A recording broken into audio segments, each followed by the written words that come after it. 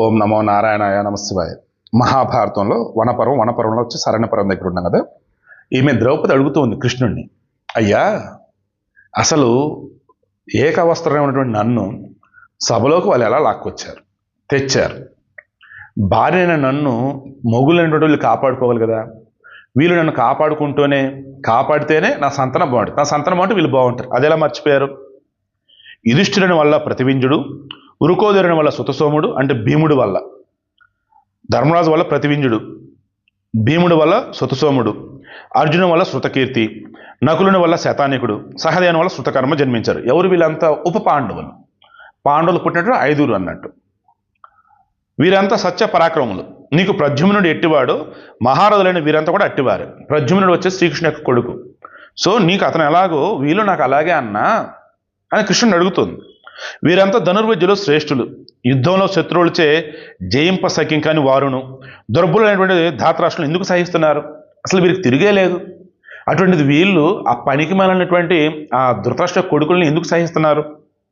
వారు అధర్మంగా రాజ్యాన్ని అపహరించారు. వీరందరిని కూడా దాసులుగా చేసుకున్నారు.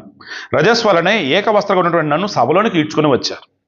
మధుసూదన, అర్జునుని యొక్క గాంధీవాన్ని నీవు భీమార్జునుని తప్ప వేరొకరు కనీసం ఎక్కువ పెట్టలేరు కదా. అయినా మీరు నన్ను రక్షించటం లేదు. అర్జును యొక్క గాంధీవం ఉంది, ధనస్సు. అది భీముడు, అర్జునుడు, కృష్ణుడు వీళ్ళ ముగ్గురు తప్ప ఎవరు కూడా దాన్ని మొయ్యలేరు, అసలు పట్టుకోలేరు. అంత ఇది.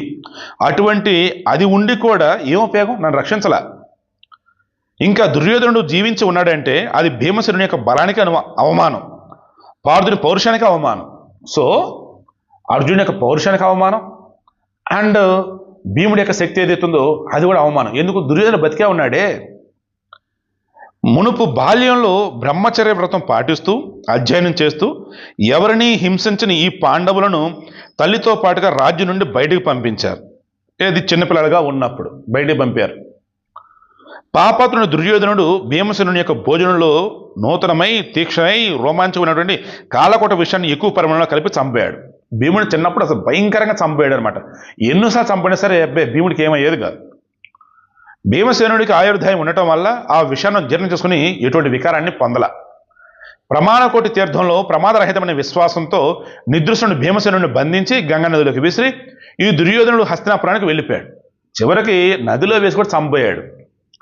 ఆ ప్రవాహంలో కొట్టుకుపోతూ మెలకు వచ్చాక భీముడు తన బంధాలను తెంచుకొని బయటపడ్డాడు. ఇక భీమసేనుని యొక్క సర్వ అవయవాల మీద ప్రాణాంతమైన విషయం కలిపినటువంటి కృష్ణ సర్పాల చేత కనిపించాడు. అంటే నల్లటి పాములు, భయంకరమైన విషయం ఉంటుంది. భీముడి యొక్క శరీరం అంతా కూడా ఆ పాము చేత కనిపించాడు. అయినా భీమసేనుడు మరణించల.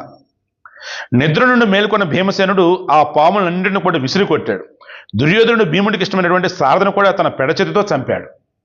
పాపం భీముడికి ఇష్టమైన శారదున్నాడు, అతను కూడా దుర్యోధనుడు చంపేశాడు. ఇంకా వారణావతంలో తల్లితో పాటుగా పాండవులు నిద్రిస్తుండగా ఆ ఇంటికి నిప్పెట్టారు, లంకా గృహ దహనం. దుర్మార్గుడు దుర్యోధనుడు కాక వేరెవడు కూడా ఇంతటి దుష్కృతాన్ని చేయగలడు? ఇంతటి దారుణం తెగబడ్డాడు ఆ దుర్యోధనుడు. వాడిని ఎందుకు ఇలా చంపలా? ఆ సమయంలో పూజలైనటువంటి కుంతి ఏడుస్తూ పాండవులతో పెద్ద ప్రమాదంలో చిక్కున్నాం, అగ్ని ఇంటి చుట్టూ వ్యాపించింది అని విలపించింది. అయ్యో చచ్చాను, ఈ అగ్ని ఎలా చల్లారుతుంది, అనాథైనటువంటి నేను ఈ పిల్లలతో పాటుగా మరణిస్తానని చెప్పేసి అనుకుంది.